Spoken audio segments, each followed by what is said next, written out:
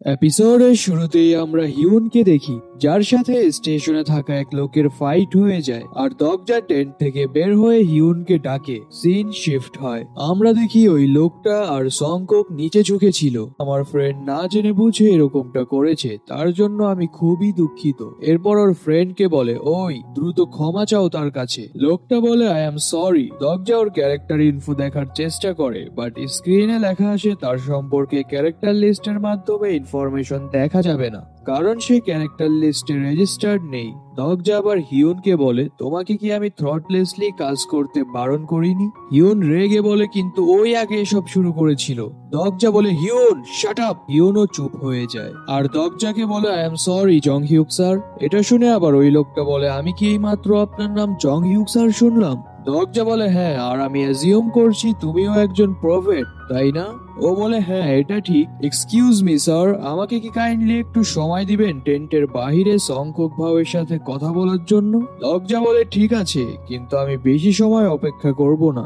এরপর ওরা বাহিরে চলে যায় আর দরজা ডোকাবিকে স্পেশাল কমিউনিকেশনের মাধ্যমে বলে, ওই বিহাং। বিহাং বলে, হ্যাঁ বলো, এখন আবার কি হলো? দরজা বলে, 2000 কয়েন্স নিয়ে আমাকে হিয়ারিং এনহ্যান্সমেন্ট দাও। স্ক্রিনে লেখা আসে, আপনি হিয়ারিং এনহ্যান্সমেন্ট পেয়েছেন। স্কিল হিয়ারিং এনহ্যান্সমেন্ট অ্যাক্টিভেট করা হলো। আমরা দেখি ওরা দূরে দাঁড়িয়ে যা কথা বলছিল দরজা সব শুনতে পায়। লোকটা সংকোককে বলছিল, আমি তো কোনোভাবেই মিলাতে পারছি না যে সে জং হিউক। রাইটার তো নোবেলে বলেছিল জং হিউক হ্যান্ডসাম, কিন্তু আমাদের এখানে যে আছে তার চেহারাটা তো সিনপাঞ্জির মতো। এটা শুনে দরজা রেগে যায় আর ভাবে, বাস্টার্ডের বাচ্চারা আমার চেহারা নিয়ে বাজে কথা বলছে। সংকক আবার ওকে বলে, আলাদা আলাদা রাইটারের টেস্ট আলাদা আলাদা। সে বলে, তারপরও এখানে কিছু তো একটা গরমিল আছে। লি হায়ুং সং তো তার পাশেই আছে, কিন্তু তার সাথে ওই আজব মেয়েটাকে। নোভেলে তার থার্ড রিগ্রেশনের ব্যাপারে তো তার কথা উল্লেখ করা হয়নি। আর কিম নামনি বা কোথায়? আমার যতটুক ধারণা সে লিজিহিও হবে না, কারণ তাকে দেখে আমার কোনোভাবেই টিনেজ মনে হচ্ছে না। সংকক বলে, বাদ দাও এসব কথা। যদি জং হিউক আমাদের পাশে থাকে তাহলে সে বাকি প্রফেটসদের সাথেও ডিল করে নিবে, যাদের আমাদের সাথে বনে না। এরপর ওরা ভিতরে যায় আর বলে, আমি খুবই দুঃখিত জং হিউক স্যার, আমার সম্মান গ্রহণ করেন। আর আমার নাম মিনসক। দরজা বলে, তুমি তাহলে কোথায় ছেড়েছিলে? মিনসক আবার সংকোককে বলে, তুমি কি তাকে এটাও বলে দিয়েছো? সে বলে, আমার কাছে আর কোনো চয়েস ছিল না। মিনসক দরজাকে বলে, আমি 1089 যে নোবেলটা ছেড়ে দিয়েছে। দরজা বলে, এরকম কতজন আছো যাদের কাছে গড অফ অ্যাট্রিবিউট আছে? সে বলে, আমার যতটুকু ধারণা টোটাল 48 পিপলস আছে। দরজা ভাবে, আমি যতটা ভেবেছিলাম তার চেয়েও কম। সংখ্যক আবার বলে, এটা সম্ভব যে আরো বেশি প্রফেটসও থাকতে পারে, যারা পূর্বেই মারা গেছে ফার্স্ট সিনারিও ক্লিয়ার না করতে পেরে। দরজা বলে, তারা ফিউচার সম্পর্কে জানার পরও মারা গেল কেন?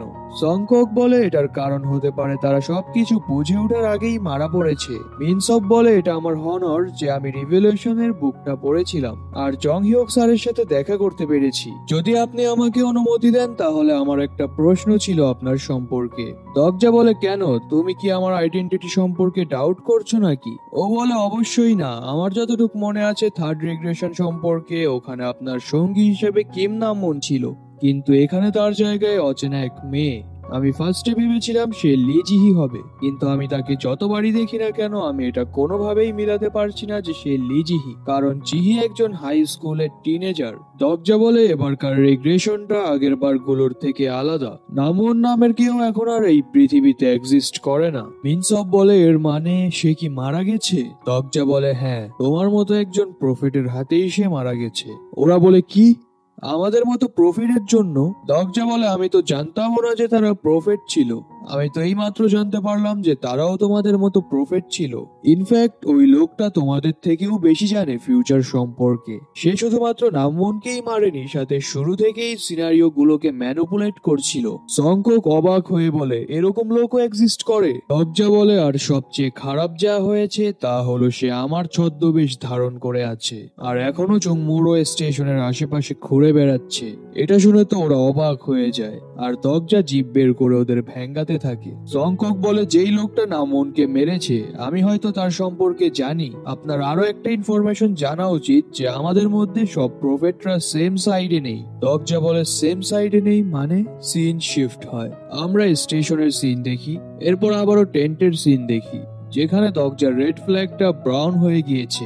এর মানে দংমিও স্টেশন তাদের দখল করা স্টেশনগুলো দগজাকে হ্যান্ড ওভার করে দিয়েছে।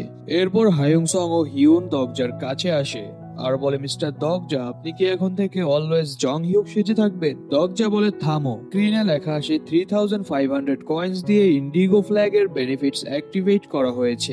এখন থেকে আপনারা ইশারায় গ্রুপ চ্যাট করতে পারবেন। দগজা বলে, ওকে, তো এখন কথা বলা যাক। ইউন বলে, ওয়াও, একটা গ্রুপ চ্যাট, এখনো এরকম কিছু সম্ভব? এরপর আমাদেরকে ম্যাপ দেখানো হয়। দগজা বলে, বর্তমানে আমাদের আন্ডারে 6টা স্টেশন আছে আর আমরা এখনো আমাদের টার্গেটেড স্টেশন চাংসিন দখল করতে পারিনি। সিন আবারও ফ্ল্যাশব্যাকে যায়। সংকক দগজাকে বলছিল, প্লিজ আমাদের লিডার হয়ে যান, আমরা আপনাকে সব ক্ষেত্রে সাহায্য করব। দগজা বলে, ঠিক আছে, কিন্তু তার আগে আমাকে চাংসিন স্টেশনটা হ্যান্ড ওভার করো। সংকক বলে, ও, আমি তো ভুলেই গিয়েছিলাম যে চুংমোরো স্টেশনের টার্গেটেড স্টেশন চাংসিন গ্রুপ। মিনসক বলে, আমি দুঃখিত জং হিউক স্যার, কিন্তু আমাকে এটা বলতে হচ্ছে যে এই মুহূর্তে চাংসিন স্টেশন দখল করাটা খুব হার্ড, কারণ আমাদের দংমিও স্টেশনের কাছে চাংসিন স্টেশনটা নেই। চাংসিন স্টেশন বর্তমানে টাইরান্ট কিং এর দখলে, আর সে এমন একজন যাকে জং হিউকের সাথে তুলনা করা যেতে পারে। তার পাওয়ার স্ট্যাটস গুলো খুবই হাই। সিন আবারও বর্তমানে শিফট হয়। হিউন বলছিল বিষয়টা অবিশ্বাস্য যে এখানে এরকম লোকেরাও আছে যারা ফিউচার সম্পর্কে জানে। হায়ুংসং বলে, তাহলে এজন্যই আপনি মিস্টার জং হিউকের ছদ্মবেশ ধারণ করেছেন? দগজা বলে, হ্যাঁ। ইউন বলে, তাহলে তো আমাদের তার সম্পর্কে আরো ইনফরমেশন বের করতে হবে। দগজা বলে, না, এর কোনো প্রয়োজন নেই। তো সংকক ও মিনসবের সাথে যা যা কথা হয়েছিল দগজা তাদেরকে সব খুলে বলে। আর সংকক শেষে দগজাকে বলেছিল তাদের কাছে নাকি একটা স্পেশাল ওয়েপন আছে যার মাধ্যমে তারা টাইরান্ট কিং এর মোকাবেলা করবে। কাল নাকি তাদের প্রফেটসদের একটা মিটিং আছে যেখানে তারা সেই ওয়েপনটা শো করবে। তো আমাকে ওখানে গিয়ে কাল টাইরান্ট কিং এর চ্যাপ্টার ক্লোজ করতে হবে। এগুলো শুনে হায়ুংসং ও হিউন জাস্ট দগজাকে দেখতে থাকে আর কিছুই বলে না। সিন আবারও টেন্টের বাইরে শিফট হয়, যেখানে সব লোকেরা ঘুমাচ্ছিল। ওখানে আমরা কাউকে হেঁটে যেতে দেখি, যে আর কেউ না, আমাদের দগজা। দগজা ইনভিজিবল ক্লথ পরে কোথাও একটা যাচ্ছিল। এর পরের সিনে আমরা দংহনকে দেখি, যে তার রুমে বসেছিল। দগজা ওখানে গিয়েই তার মুখ চেপে ধরে আর একটা ব্লু লিকুইড বোতল বের করে ওকে খাইয়ে দেয়, যা ছিল হাইপনোসিস অ্যান্টিডট। ওটা তার মুখে যেতেই তার হুঁশ ফিরে আসে আর সে দগজাকে দেখে পিছপা হয়ে যায়। দগজা ওর হাত ওপর করে বলে, প্যানিক হয়েও না, আমি এখানে তোমার ফ্ল্যাগ নিতে আসিনি। দংহন ফ্ল্যাগ ধরে কাঁপতে কাঁপতে বলে, তাহলে তুমি এখানে কেন এসেছো? দগজা বলে, তুমি স্মার্ট, তুমি সহজেই বুঝে যাবে যে আমি এখানে কেন এসেছি। আমার যদি কোনো খারাপ উদ্দেশ্য থাকতো তাহলে আমি তোমাকে হাইপনোসিস থেকে বের করতাম না।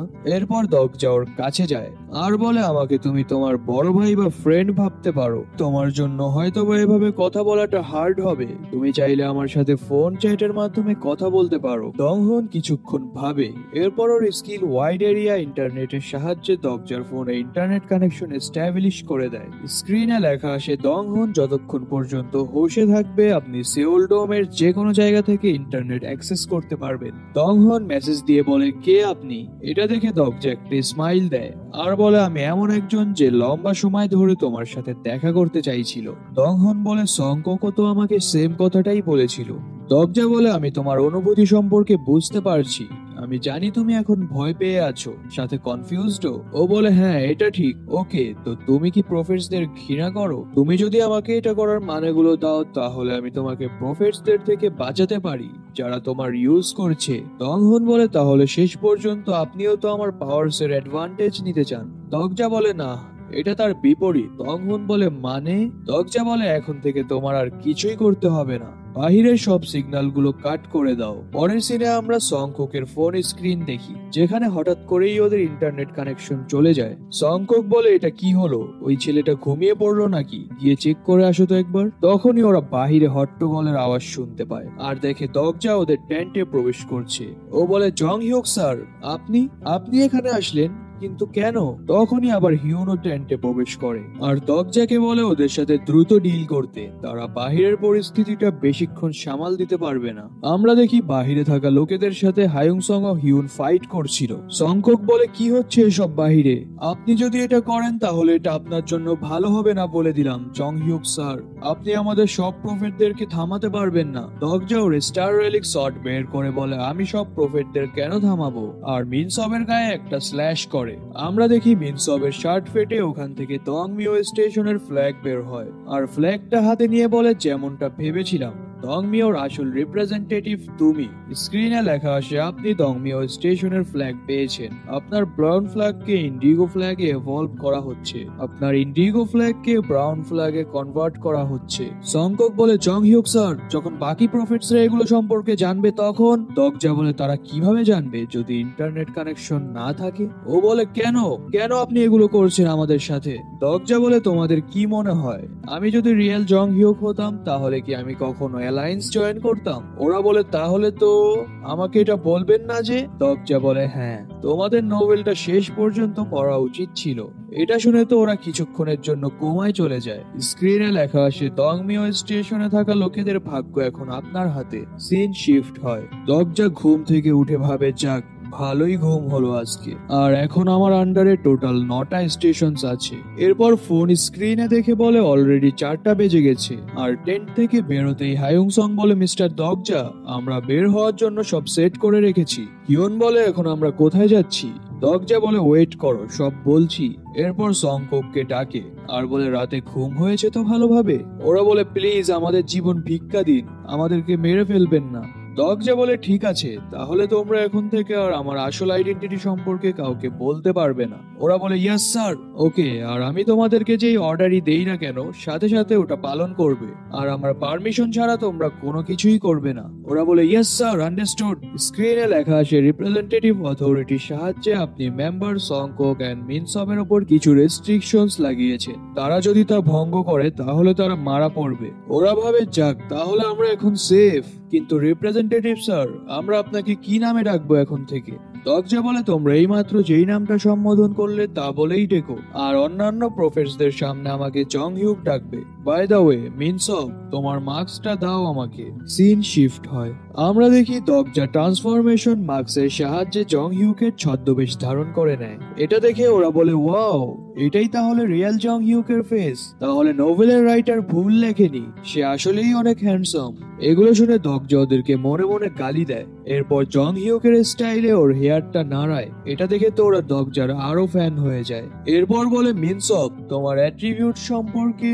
ওর কথা শেষ করার আগেই স্ক্রিনে লেখা আসে, ক্যারেক্টার মিনসবের ইনফরমেশন আপডেট করা হয়েছে। দগজা ক্যারেক্টার লিস্ট স্কিল ওপেন করে আর ভাবে, এটা কিভাবে সম্ভব? ইনফরমেশনও আপডেট হয়। আমরা মিনসবের অ্যাট্রিবিউটস দেখি, যেখানে সবকিছু নরমাল ছিল। Special attribute light projection and 1089 হো গেট অফ। দগজা ভাবে, বুঝলাম না, তার অ্যাট্রিবিউটস গুলা কাল রাতেও দেখতে পেলাম না, আজ হঠাৎ করে কিভাবে ক্যারেক্টার লিস্টে চলে আসলো? এরপর বলে, মিনসব, তোমার ফোনটা দাও। মিনসব ওর ফোনটা দগজাকে দিয়ে দেয় আর ভাবে, ফার্স্টে মার্কস, এখন আবার ফোনও। কোন দিন যেন আমার গার্লফ্রেন্ডকেও চেয়ে বসে। স্ক্রিনে লেখা আসে, ক্যারেক্টার দংহন ওয়াইড এরিয়া স্কিলের সাহায্যে ইন্টারনেট কানেকশন অন করেছে। এখন থেকে আবারও ইন্টারনেট ব্যবহার করা যাবে। দংহন মেসেজ দিয়ে বলে, আপনাকে আমি এবারের মতো বিশ্বাস করছি। দগজা বলে, থ্যাঙ্কস। স্ক্রিনে লেখা আসে, দংহনের কনস্টেলেশনস তার নাম রিভিল করেছে। Constellation behind the shadow curtain আপনাকে ধন্যবাদ জানিয়েছে, সাথে 500 কয়েন্স স্পন্সর করেছে। দগজা মিনসবের ফোন দেখে আর ভাবে, চ্যাটরুমে টোটাল 36 জন প্রফেটস আছে। সংকক আবার দগজাকে বলে, রিপ্রেজেন্টেটিভ স্যার, আপনি না গতকাল আমাদের বলেছিলেন যে আপনি শেষ পর্যন্ত পড়েছেন? আপনি কি তাহলে এই পৃথিবীর শেষ সম্পর্কে জানেন? এটা শুনে দগজা সিলি স্মাইল দেয় আর বলে, তোমরা যদি ওই জং হিউকের সাথে না গিয়ে আমার সাথে যাও তাহলে এতটুক শিওর থাকো যে তোমরা পস্তাবে না। এরপর দগজা মিনসবের ফোনে প্রফেটসদের গ্রুপ চ্যাট দেখে বলে, বাস্টাররা, জাস্ট ওয়েট, নোভেলটা পড়ার ফিস নিতে আসছি আমি তোমাদের কাছে। সিন শিফট হয়। সংকক বলে, আমরা চলে এসেছি। আমরা ম্যাপে দেখি এটা অঙ্গক স্টেশন, যেখানে ওরা সবাই একত্রিত হয়েছে। দগজা স্টেশনটা দেখে ওখানকার ফ্ল্যাগ পোস্ট খালি আর সংকোককে জিজ্ঞাসা করে। সংকক বলে, এটা আমাদের সকল প্রফেসরদের মাঝে একটা চুক্তি। এমনিতেও এমন একটা স্টেশনে মিট করা যেটা অন্য পার্টির দখলে তা ডেঞ্জারাস হবে, তাই আমরা এই স্টেশনটা বেছে নিয়েছি। ওখানে আসা একটা লোক আবার মিনসবকে দেখে তাকে ডাকে। মিনসবও বলে, ইয়ো, নাম্বার 716 ভাই, কি খবর?